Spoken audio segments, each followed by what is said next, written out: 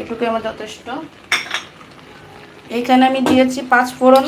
পাঁচফোড়ন তেলে নিয়েছি, তেলে নেওয়া মানে হচ্ছে শুকনো করে ভেজে নিয়ে পাঁচফোড়ন দিয়েছি। তারপরে হলো দারচিনি, এলাচ, লবঙ্গ এটা দিয়েছি। আর ফাইনালি দিয়েছি হলো, আমরা কী দিয়েছি বলো তো, দারচিনি, এলাচ, লবঙ্গ সাথে সাথে আমরা দিয়েছি হচ্ছে আস্ত ধইনা অথবা আস্ত জিরা, আস্ত ধইনা অথবা জিরা এটা দিয়েছি। এই দেখুন এখন কালার মোটামুটি ইয়ের মতো হচ্ছে। আমি বারবার বলছি এই আচারে কোনো পানি দিবেন না, তাহলে কিন্তু আচারটা নষ্ট হয়ে যাবে। পানি ছাড়া আপনি তেলে, আর এটার ভিতর থেকে নিচের থেকে পানি আসবে। প্লাস হলো আরেকটা জিনিস দিয়েছি সেটা হচ্ছে ভিনেগার। ভিনেগার এবং তেল আর হচ্ছে এই যে আমের ভেতর থেকে যে পানিটা, এইগুলো মিলেই এই আচারটা হয়ে যাবে।